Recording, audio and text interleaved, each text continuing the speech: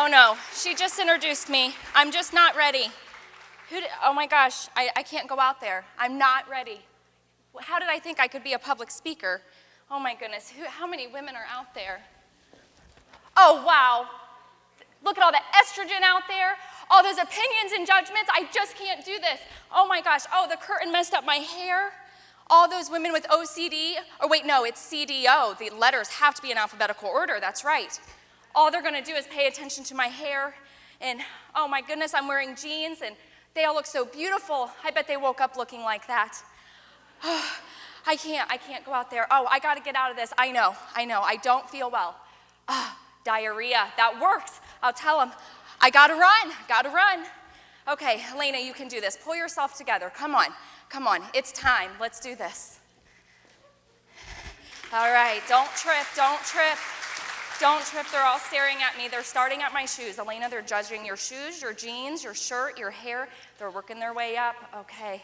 How many of us women talk to ourselves? Raise your hand. All right, some of you are not raising your hand because you're talking to yourself, asking yourself if you talk to yourself. The truth is that we talk to ourselves and we listen to ourselves. And that is what will create your demise or your success. I'll say it one more time. Take note, write it down if you must. The truth is we talk to ourselves and we listen to ourselves. And this creates our own demise or our own success. Allow me to prove this to you with an exercise. Which table does not have potatoes? The table with two ladies, go figure. All right. Would you two ladies, I promise I will be very nice, but I need you to come up for me. And let's take you four. Come on up. You just stand right down here for me. I'll be really nice. Stop talking to yourself and come on. Jeannie, you wanted to know what the potato is all about. All right, they're going to demonstrate for you what to do with that potato and those 3 straws. All right, each of you take a potato and a straw. You will be just fine. Got it?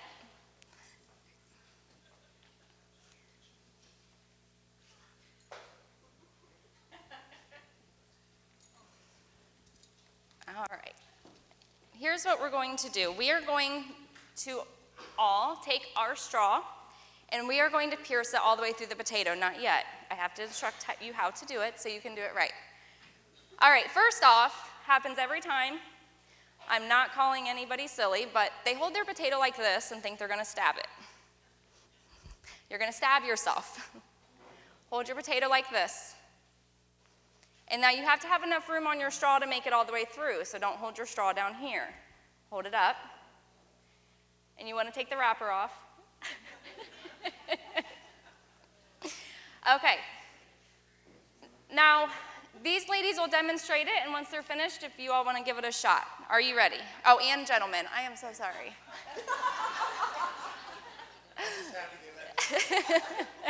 All right, you're going to stab your hand.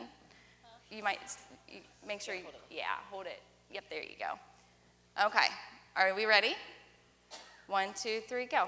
Oops, I missed. How many of us got it? Well, I was talking to myself. There you go. All right, here. I gave everybody 3 straws, and there's enough for each of you to have 3 as well, to give you a chance. All right, this goes to show that we all talk to ourselves. A lot of us say, well, the potato's not baked. It's not going to go through, or I can't do this. If you're listening to yourself, you're not getting your straw through. You have to commit, and you have to know that that straw will go through that potato. It will. Every time. Did you get it? We said we're going All right. to do this. 1, 2, 3. Keep trying. All right, once you try it one time with that straw, your straw's done. That's why I gave you 3 straws. If you break the straw, it's not going to go. How many people got it? Raise your hand. All right. Did you get it? Awesome. Yes. Did you get it? Get another straw. I know. Here. It got to go all the way. You can do it. Come on. The wait staff will collect them afterwards. That's Okay. our main dinner, our main course for lunch. Oh. Check him. Don't. If you're hesitating right before you hit it, that's why it's not going. Do not hesitate. Just commit and go all the way through. All right. All the way. All right, what's happening if you're still not getting it is you have a hesitation. And we're going to be talking about conditioning. Thank you. You can sit. You can take some straws with you if you want to keep practicing, whatever. All right, can I have your attention back up here, please? Thank you. They're still having fun. All right, don't make me sing a song to get your attention, please. It is bad. All right, what's going on is that there's a hesitation. If you're not getting it through, you're hesitating. And you may not think you are hesitating, but maybe look at your life. Do you hesitate on things in life? We're going to talk about conditioning today. And if your brain is conditioned to hesitate in life, it's conditioned to hesitate here as well. And so what's going on is we're like, oh yes, I can do it, I can do it. Oh, I don't know if I can. And so it's not going through. But if you talk to yourself in the positive and you listen to the positive, your straw will go through that potato. My 6-year-old child can do it. I know you ladies have bigger muscles and can do it. But it will go through. So if you need more straws, we have plenty of straws. You can try it again afterwards. I'll just leave that there. So that is just to show you to pay attention to what we say to ourselves, if we're listening, if we're not listening. The negative, we don't want to listen to it. We can't stop those thoughts. Some of that stuff I said back there, I have had those thoughts. Even the one that I don't even want to say the word again. But I actually thought it crossed my mind one time to get out of doing a speaking engagement at the last minute because I got so nervous. I thought, well, I got to tell them I'm sick or something. But I did it. It was good. But we talk to ourselves, but we can't listen. So my company's name is called BoxCrushers, and the tagline is, we don't just think outside the box. We climb out, we crush it, and we never look back. There should be no box to think outside of. Whenever somebody says, yeah, think outside the box, I'm like, what box? There shouldn't be one. And so through the box personas, I created 4 of them. It's the peeper, the flipper, the inspector, and the warrior. And it's 4 different types of box people, and the way they think and the way they behave and why they're conditioned to be that way. When I first recognized these, I went after personality types to see where that fit in, and it doesn't fit in anywhere because it's not about your personality, it's about your conditioning. So we'll talk about that, but before I do, I want to digress to how it all began so you have a little bit more understanding. I was raised as a network marketing child. Everybody know what network marketing is? Mary Kay, Amway. My parents started with Amway when I was 12. When I was 12, my dad used to pay me to read books that he picked out for me. Well, of course, by the time I turned 18, my parents were very successful, making about $13,000 a week at their highest peak. And, of course, I turned 18, and what was I to do but follow in the family's footsteps? I did not enjoy network marketing. It was not my purpose in life, but I did it. And I was successful as well. There was money to be made. For me personally, I felt I was chasing the dollar instead of my purpose, so I do what I do now.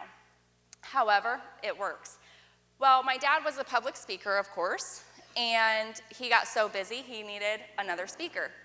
Well, out of me and my 2 brothers, I was the only one willing to step up. Was I good back then? No, I was in my early 20s, but I was doing it. But what I noticed was 4 basic responses. Here I have a health product that we were pushing that was amazing. We had results. To this day, I still use it, even though I'm not even signed up in the network. I buy it from somebody else. And we're making money. We can show you the paycheck. We can prove to you that it works.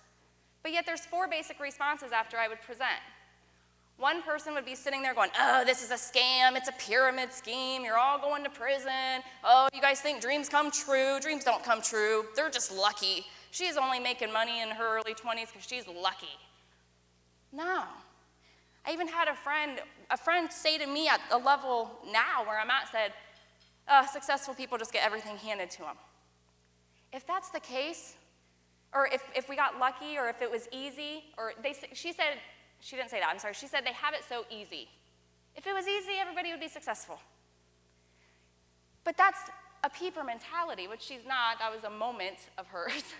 But that's the peeper mentality. And then the next person, they didn't want to talk to me. They didn't want to talk to anybody. They just quietly excused themselves and got in their car and wouldn't answer your phone calls. They weren't negative. They weren't positive. They were scared. They had no belief in themselves. They didn't have belief in themselves to even say hi to me or to hi to somebody else. They were just intimidated. And then you had the third one. And this is what I call the warrior. And not because they liked network marketing. It was opportunity that they saw, and they believed in themselves that they could do it. And they would come up to me, and they'd have tears in their eyes, and they would shake my hand and tell me, thank you. Thank you. All my dreams are going to come true. I know I can do this. And then the fourth person, their friend, standing beside them going, well, I guess if you do it, I'll do it too.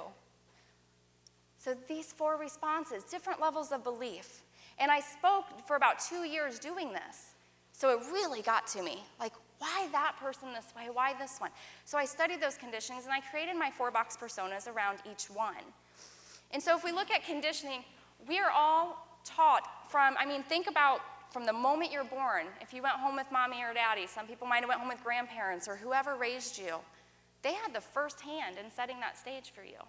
They say by the age of 5, your personality is set. But look at your mannerisms. Do you have mannerisms like your mom or your dad? Everything we do, the way we speak, the way we walk, the way we talk, words, the way we believe. One of the exercises I do with my students in the prison is we do an exercise on all these different things, if you believe it or not, and they check it, and they put check marks on everything they think, believe, behave, random stuff. And then I have them go through, now whoever raised you, mark which one is them, and you can see who had the bigger hand in conditioning you. But everything. And so these box personas, it's nothing to be ashamed of. I guarantee you there's a peeper in this room that doesn't believe in anything, that doesn't like me right now. They're here. We don't dislike them. It's a lack of understanding. So I want to help them. And so I created the 4-box personas and realized I can't stop there. I just can't come into a room and say, well, you're a peeper, you're a flipper, you're an inspector. Yeah, you're a warrior, let's go, I need to help people to get to be a warrior. So what does a warrior mean? You know what? Warriors have fears just like the peepers. They have negative days. They have insecurities. They still talk to themselves like I did behind stage. But the difference is we do it anyways. We have learned, they say this quote, to be comfortable with the uncomfortable. You know what? Unsuccessful people are still uncomfortable. Life is uncomfortable. It doesn't matter. You can live in fear, and you can wake up every day and hit the snooze button on your alarm clock. Get up, go to the same job that you don't like. Some of you may love your job. I'm not talking to you then. But some of us, we don't like our job, and we just keep going. And then we get home and with the kids off to soccer and dinner and laundry and homework and go to bed and wake up and we do it again. And we think we're comfortable, but we're not. We're miserable. We've lost our joy and our peace. One of the things I say is we can be happy, or every day's not going to be happy. 4 years ago, I lost my house in a fire at 3 o'clock in the morning, walked out with 4 kids and a husband with nothing but our PJs. That's it. Even my car caught fire because we couldn't move it because the keys were inside. I wasn't happy, but I still had my joy and peace. I knew that the stuff would get replaced. I knew that people were there to help me, and we were fine, and I was still loving my life. And so that's where we want to get to, that place of peace and joy. Because either way, you're uncomfortable. Are you uncomfortable in your daily life, or are you going to be uncomfortable and really be successful? You have a choice. And so what I created to help with this is the 5D transformation system. And I had to look into my own life, because I have people say to me, well, how do you go into a prison and teach grown men ages 18 to 65 or 70 that have murdered people and raped people and done all this? What do you have to share with them? I have a past. I wasn't always this polished. If I am polished, I'm not sure. But, so, I have a story.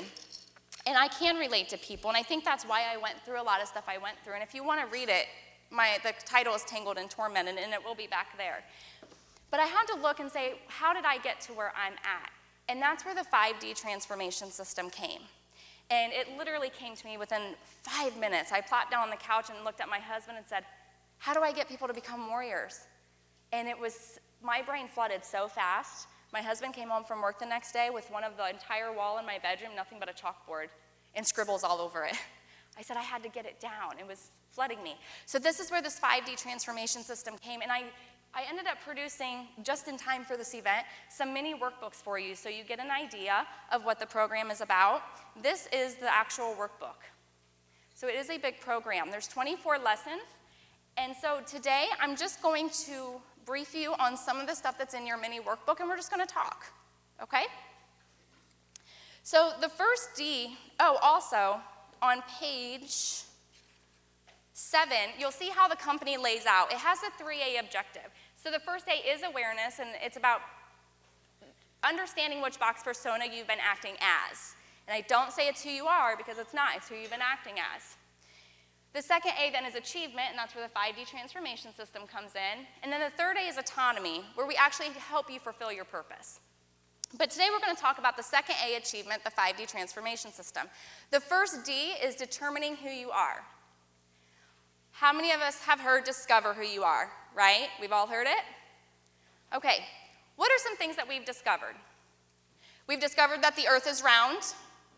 We've discovered electricity. We've discovered the United States, our home. We've discovered what already is, what already was. To discover is to find something in the course of a search. You've already discovered yourself. You're here, right?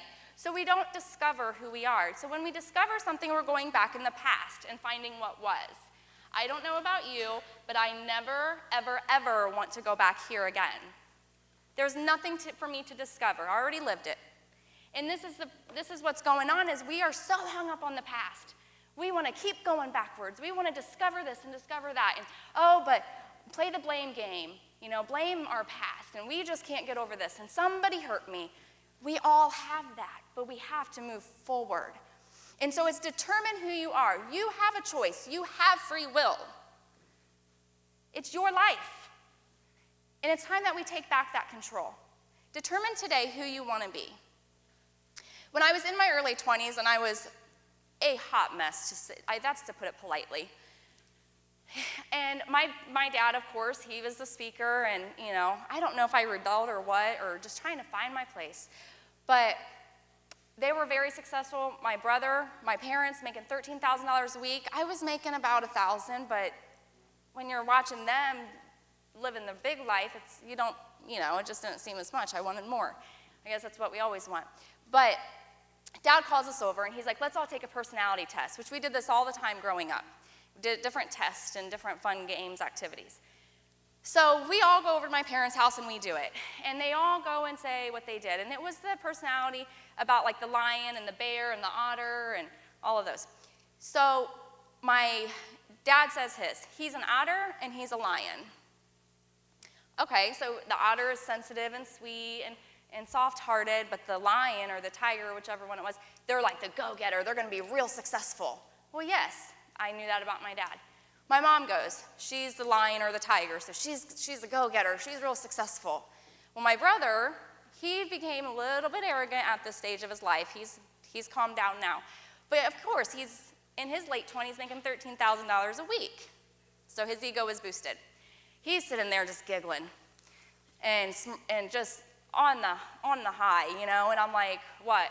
He got the cross between the two animals that nobody gets, evidently, but it creates the perfect person. The real successful go-getter. I think it was like the bear and the lion or the bear and the tiger or something. Well, it was my turn. I sat there and I just started bawling. I'm like, and they're like, what is wrong? And I was like, I'm just an otter. But that's why it's like, I'm not successful. I'm just the kind-hearted and the sweet one. I'm not the lion or the bear. And so I was defeated, and I knew I would never be successful like the rest of my family. And when I say the rest of my family, every aunt, uncle, grandparent, cousin, they all own their own businesses. I was the loser of the family. I was defeated. So it was years later of growing and maturing, I realized I don't have to just be an otter. I don't have to listen to what that personality test said about me. I still want to hold on to those qualities. They're great qualities to have, but I can be that bear. I can be that tiger, that lion, all whatever animals were in that test. I can be them all. Will it take me a little bit more work? Yes. But what a proud moment when I actually succeed in that. And so that is why you will see the very first lesson on page 19, I believe, 21, page 21. You'll see the personality personas, and this is one that I actually learned through school, and it's called DISC. And what I want you to do is I don't want you to take a test, because I know that you can simply look at these and you can have an idea of which one you are. So if you're outgoing and people-oriented, you're in the I, so you're influential. If you're people-oriented and reserved, you're a servant. Task-oriented and reserved, you're cautious.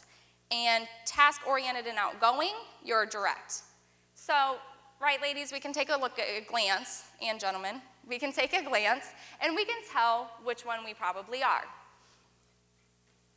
All this tells you is that you have to try harder to be the rest.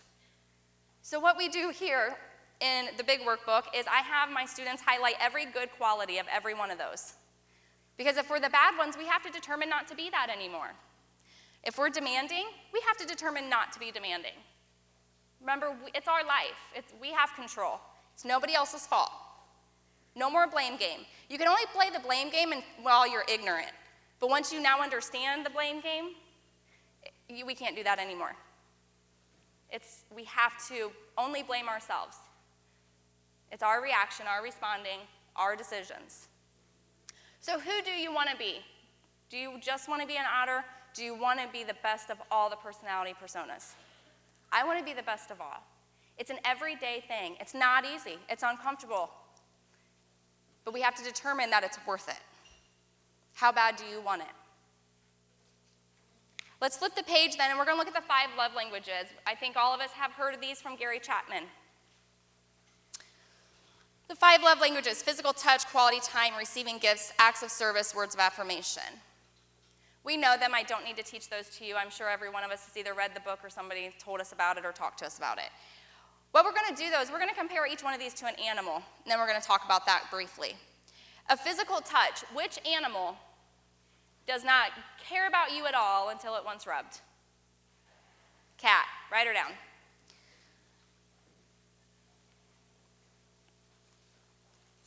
Acts of service. Which animal does not care if you feed it? If you do anything, all it wants is for you to feed it and change its water. A fish. So that's acts of service. That's all a fish cares about. Give me food and clean my bowl. Quality time. All this animal wants you to do is sit and listen to its song. It is a bird, but we're going to write canary for sake of what I'm going to talk about. Words of affirmation. Good boy. Good boy. Who comes wagging with his tail and slobbering your face all up? A dog.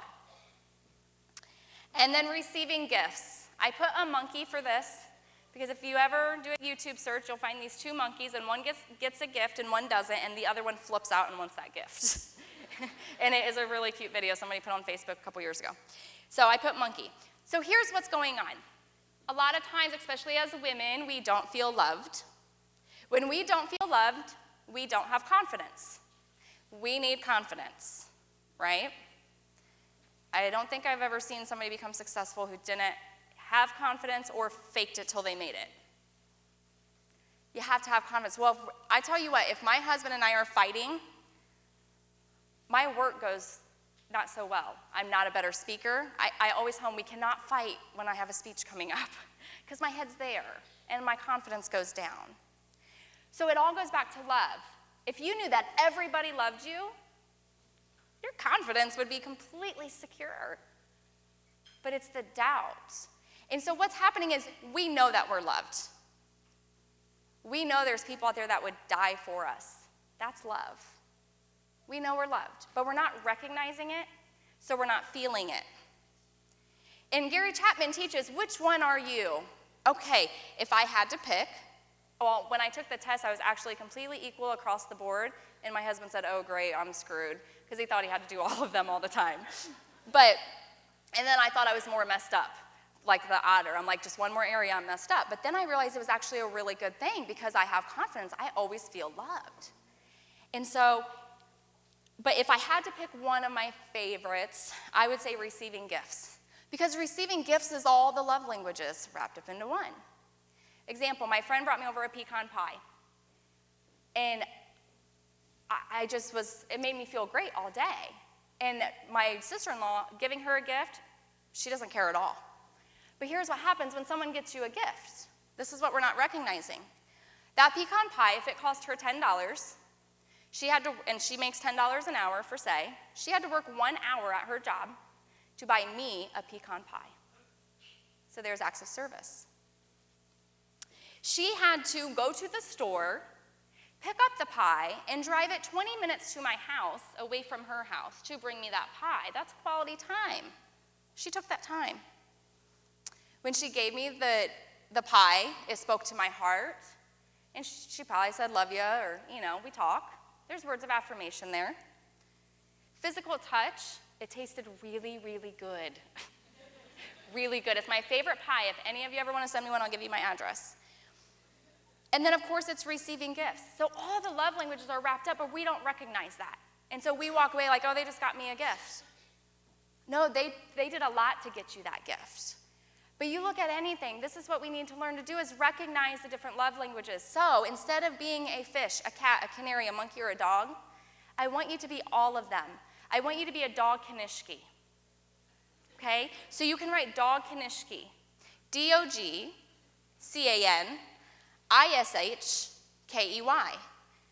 Learn to recognize all of them. And on the following page, if you flip it, I give you a spot where you can start to pay attention. Who spent quality time with me today? Quality time is, we all do this. We're women, and I'm sure the men do it too. But we call a friend and we just dump on them. We unload. Oh, you're not going to believe what my husband did. And oh, this friend over here, I went to this conference and this lady was rude, or whatever. We complain. You know what? Whoever's listening to you, they love you because they're letting you dump on them. We don't recognize that as love. But if we start to recognize it, we feel loved, we feel confident, we feel secure, and we can do a lot more in life. So we're going to end there with determine who you are. We're going to move on to divorce your fears. I wanted to tell you, too, all the D's have been placed in strategic order. Because let me ask you, can you divorce your fears if you don't know who you are? No. You have to be grounded in the truth of who you are. You have to be proud of yourself and confident and know that you're right. You need to live right, though. But then that will help you to divorce your fears. Now, can you discover your capabilities if you live in fear? No. We must divorce our fears to discover our capabilities. And then the fourth D is developing a significant life and then defining your purpose. They all go in order for a reason. So now we're going to go into divorce your fears. Let me check my time real quick. Okay, we are going to go really, really fast. All right, you have the 3D option to fear. We all know the third one is to divorce it. The first one, you can be dominated by it, which is most of us. And the second one is we can dance with it. We're going to spend the majority of our time in life dancing with our fears. But the more we dance, we can get to the divorce. And we can be done with the fear. We can begin to make fear, master fear, become its master, instead of letting fear be our master. When we live in fear, it is a form of worshiping fear. We are letting fear rule our life. It is time to take back that control and face the fear, divorce it, and be done. And be what we want to be. Use our free will and our choice. And so, our fears are usually not our fears. Let's look at public speaking. When asked, public speaking is the number one fear. It rates higher than death. Now, I'm sure if I gave these people a choice, they would probably choose public speaking. But it does. That's how scary it is. Public speaking is not your fear. There's root causes that are your fear. And what we do is we try to master what we think we're scared of, but it's not the public speaking. We talk every day, all the time. We're women and men. I know you talk a lot. And you. We talk all the time. It's not speaking that scares you. We get to the root cause this way. Ask the 3 to 5 whys. Why am I scared of public speaking? Common answers: I'm afraid I'm going to forget what to say, and I'm afraid to look stupid. I don't know how the crowd will respond to me. Okay, why do you fear those? So we just do it 3 to 5 times. Why in front of your answer every time. We did this at the prison just last week, and everybody worked with a different fear. I don't think anybody did public speaking. Every single root cause came back to opinions and judgment, rejection, criticism. That's the root cause. So if you can get over opinion and judgment and rejection, you divorced your fear. There are a lot of beautiful women here, a lot of intimidation. A lot of people would be intimidated. But why? These are just my clothes, just my hair. I don't look like this when I wake up. We're just like each other. We all have the same thing, the same fear. That's what we need to learn to divorce. And where does it start? With love. Build your confidence. Do you see how all this lays out? It's a chain reaction. So on page 32, you'll see, I understand this is a root used for something else, but I used it for my tree because it fits too. Somebody tried to tell me about that. So what we do here is we find the root causes of our fear. And all these root causes of our fear are causing all of this on top. So when we live in that fear, we have worry, dreams not accomplished, feelings of being stuck. That is not comfortable. Lack of belief in myself, lack of joy, feelings of not being good enough, feelings of hopelessness.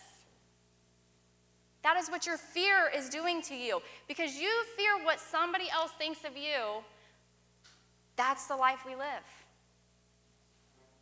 It seems silly when it's put in the light, because there's so much more. I'm going to skip the next one. You can kind of read about it. It just tells you how fear was conditioned. And I'll be back at my table if some of these we're running out of time. So if you want more answers, come see me at the table, and we'll go over it. So let's go on to great versus significance. Great. This is great.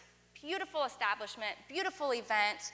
I've seen a lot of great cars down in the parking garage. I'm sure we all live in great homes, great food, great vacations, but that's not what we're here for. It's what we strive for because we want to keep up with the Jones. We want a better house than them or a better car than them. Or, you know what, I still drive a pretty junky minivan just because I haven't taken the time to go buy a new one or I don't want to, whatever. And it's kind of embarrassing if I pull up and I'm like, yes, I'm a speaker and I get paid this much and I'm selling books and I own this. And yes, it's a minivan. But you know what? It's kind of a point. Who cares? It gets me from A to B. Who cares? But a lot of us do care if we pull up to a really nice car. That's just great stuff. And you know, when I was in my early 20s and chasing after all that great stuff and watching my parents get all that great stuff, I had no joy and peace. I might have had moments of happiness, but joy and peace I was without, and I was looking in all the wrong places for it. But significance. If I can give you one way to explain significance, have you ever met somebody for only 5 minutes, you've never seen them again, but you never forgot them? They did something, they touched you in some way. That's significance. That's what we're here for. We're here to better the lives of others, to be there for each other. And if we can learn to be significant, then we can learn to not come off intimidating. Sometimes is it our fault that we come off intimidating? Do we make people feel intimidated? But if we're being significant, we're making everybody feel comfortable. We're making them feel welcome. We're helping them financially if we can, or feeding them. What is it, your significance, that you want to project into this world? Because right now, it is a big world of seeking after greatness. Who can I be better than? Who can I look better than? And so defining your purpose. What is your purpose? How are you going to be significant? Let's see what gets in the way of our purpose first. This is what I call the scripted life. It's on page 57. We begin at birth, And then we go to preschool, then we go to elementary and middle and high school, and then college. We get out of college, we get a job. We work for about 40 years, then we retire. Some of us go on vacations or go golfing, and some of us end up being a door greeter at Walmart. Whatever it is, your retirement. This is the scripted life. This is what the government has laid out for each one of us, and we say, let's do it. Where is your purpose within this? If we are so structured in everything we do, we will miss our purpose. This is the box. Get rid of the box and look in here. Your purpose is found in your passion. Your passion is found within your heart. The two passions of the heart are love and hate. And I know you don't hate anything. Yes, you do. Your mommy conditioned you that hate is bad. It is not bad. It's actually biblical for any of you biblical people. It is biblical. We are not to hate the person. We are to hate the sin. Yes, I hate child abuse. If you don't hate child abuse, then we need to talk. I hate child abuse. Where is your love and your hate? That is where you'll find your purpose. It's what problem are you going to solve? There are many, many problems that need solved, and you're going to find those within your passion. What do you love? What do you hate? I had a client, both of her lists was I love all this about children and I hate all this about things that are done to children, like child abuse. What do you think her purpose is? Working with children in some way. She had so many options when I looked at her list. But this is how we get to define the purpose. So I'm going to close with a story, and I think I have time for a quick exercise. All right, there was a little boy, and it was the night before Christmas, and you know how it is, you moms trying to get your children to go to bed. Well, mom finally got him put in bed, but come morning, 5:30 a.m., he was up and ready to go. He's running down the stairs, waking up his mom, and she comes down, they're ripping open gifts, and he's all excited. But as he opens 2, then 3, then 4, and he's like, Mom, what is going on? These are all the same gifts that you got me last year. And she said, you didn't use your gifts last year. Use your gifts this year, and you'll get new gifts next year. Share your gifts, and you'll get double the gifts next year. Why aren't we sharing our gifts? Who in here has tennis shoes on, or flat shoes? Anything flat? Flat shoes? Raise your hand. All right, great. Would you come up for me, please? So nice of you to volunteer. All right, we'll end with this. Thank you. When we look at why we're not sharing our gifts, okay, here's what we're going to do. You and I are going to race around the room. I will keep my heels on so you have an advantage, okay? And I'm really out of shape. I'm just skinny, so I'm not in shape, though. But you'll win. Okay, so what we're going to do is we're going to start here. We'll start down there, but we're going to run all the way around the room. Okay, do you think you can beat me? Yeah. Okay, she is confident. Yeah. Okay, all right. You guys, or you ladies, will count us off. We'll go on your mark, get set, or like 3, 2, 1. Let's go 3, 2, 1. I can go anyway. Well, yeah, we'll stay. We'll try to stay. Yeah, we might need some room, but now I'm allowed to push you, but you can't push me. No, I'm just joking. Okay. I'm just kidding. I'm not going to push you. Okay. All right. Are you ready? Count us down. Yeah. 3, 2. Oh, wait. I forgot something. Yeah. Okay. You can stay right there. But in life, I'll be right back down because we're going to race. In life, we have baggage. We just feel unloved. Have you had moments of you just don't feel loved? Yeah, see, we're trying to be successful and get through life, and this stuff is just weighing us down. It really is. So do you mind if I put these down here for you? Okay. All right. So see, the advantage is I have learned to recognize, or I'm still learning, to recognize all the love languages, so I feel pretty loved. But you got some work to do, so you're being a little weighed down. I need to come back down here. Okay, so now are you ready? Do you still think you can? No, because I feel loved. I don't have baggage. I am perfect. I can do Okay, all right. Go ahead, count us down. Okay. 3, 2. Oh, wait. You know what? There's more. There's always more. Somebody's ever hurt you, and sometimes we forgive, but we don't forget, do we? And it eats at us. and I'm just gonna give it all to you. We have so much baggage, and we gotta wrap this up. So here you go. All right, and now, sometimes we feel like we just have the weight of the world on our shoulders. You got kids? Yeah. It's like herding cats sometimes, isn't it? Okay, will anybody come and get a piggyback ride? I'm just kidding, thank you. Yeah.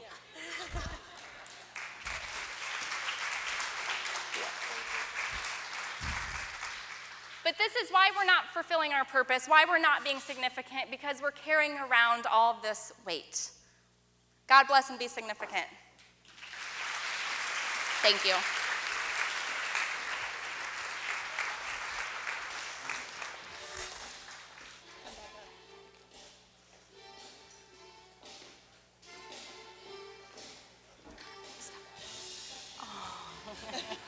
I didn't even see it. Thank you.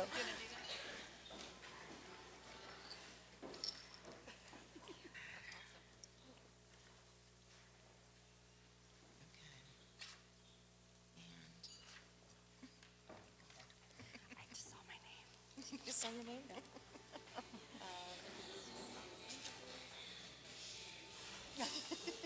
Okay, there we go. We got our act together. I got my act together. My hands still smell like potatoes.